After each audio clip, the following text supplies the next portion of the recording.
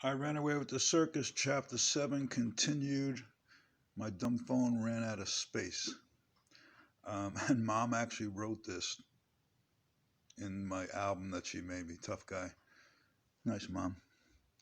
So where was I? I know where I was. I was standing on top of Pistol's car, caving his roof in, and Pistols was working the crowd, stopping the guys that were trying to pick up the garbage cans, like trying to act accidentally like he knocked into them and knocked it out of their hands because he couldn't let the 100 people crowd know that he was with me. He was down on the ground with them. So I'm up on the car, whacking guys with the pole handle that I had that were trying to jump up and grab my ankles. And I decided to address the crowd. What else are you going to do, on Galilee? Or wherever. Um, I yell at the crowd. This is a classic Bobbier speech. You only hear it at this show. I says, listen to 100 people that were throwing beer bottles at me. I said, I know I'm going to the hospital, but the first 3 I get my hands on are coming with me. Those 3, step forward. And the whole crowd took a step back. It was surreal. Anyway, eventually some guy comes running up the back of the car, makes a good move, 1 foot on the bumper, dives up and grabs my ankles and not letting go. So I turn, and on my way down, I'm going down, I break the stick on the back of his head and everything. And I hit the ground running. 100 people chasing me down Deer Park Avenue. I have goddamn construction boots on, and I'm running down Deer Park Avenue with no plan. I see a Burger King with the lights on. It was a few doors down from Jack's. I see a guy behind the counter. I run for the vestibule of Burger King. The first glass doors I open. I'm like, yes.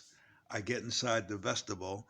The second glass doors were locked, and the guy behind the counter looks up and he mouths the words, "We're closed." And I mouth back quickly, whatever. The, the punks are swarming in the door behind me, swinging at me.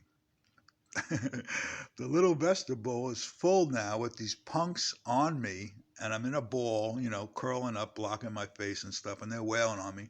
And then they pause for a second, they stand me up, and I got my back to the plate glass window, and some guy comes up to me, the guy with the blood trickling down his head. He's like, "Remember me?" And he sucker punches me in the jaw. And then he goes to walk away. I glare at him and I said, like I'm memorizing your face forever, you little punk. I'm gonna get you. Next guy comes up, sucker punching me. Another guy comes up and pushes me, and the window breaks behind me. My back breaks the window, and it comes down. I'm lucky I didn't get my head taken off like a guillotine. I leaned forward. The whole sheet of glass came down. It sounded like a hand grenade went off.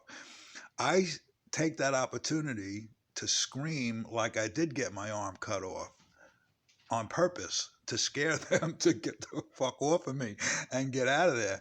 So it worked perfectly. Boom, the glass comes down. I scream and they scatter.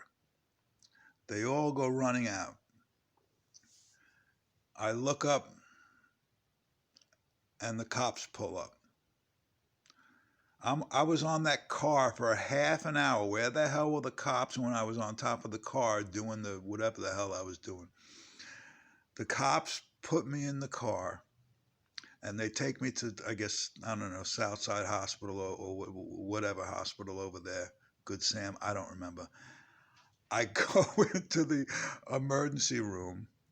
They put me in a room. The doctor comes in. He's like, "What the hell happened to you?" He's picking glass out of my chest from the beer bottles.